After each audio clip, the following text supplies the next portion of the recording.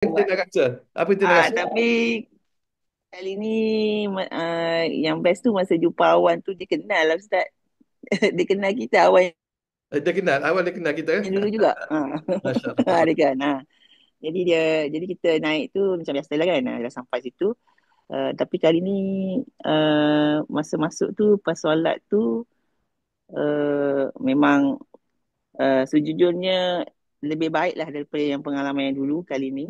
Masya Allah. Lepas tu bila paling belakang tu saya tak nampak saya nampak cahaya je Ustaz. Okey, Yang menunggu tu.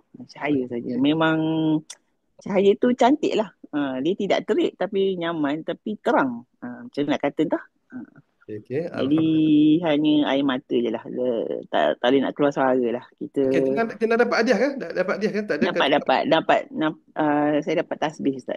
Masya Allah, tabar. Tasbih. Itu Tasbih insyaAllah. tu dia glowing. Dia macam pearl tapi putih. Tapi dia glowing lah kat dalam tu. Dia glowing. Tapi tasbih pendek je lah. Tidaklah tasbih panjang tu.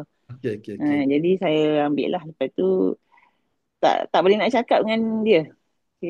Cuma saya selawat je. Tu je. Lepas Masya tu Allah.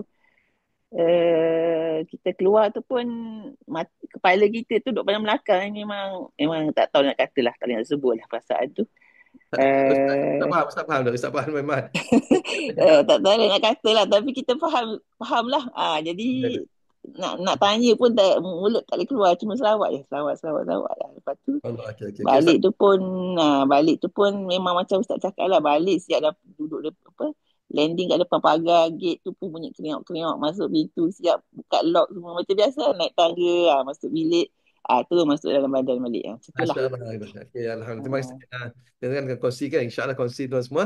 Okey, Alhamdulillah. Terima kasih Tina. Okey, itu satu perkongsian tuan semua. Yang kalau siapa-siapa dia kongsi lagi, Tina lama dia tak, dua tahun dah tak buat. Lagi, Alhamdulillah. Ni dia buat sekali lagi, insyaAllah.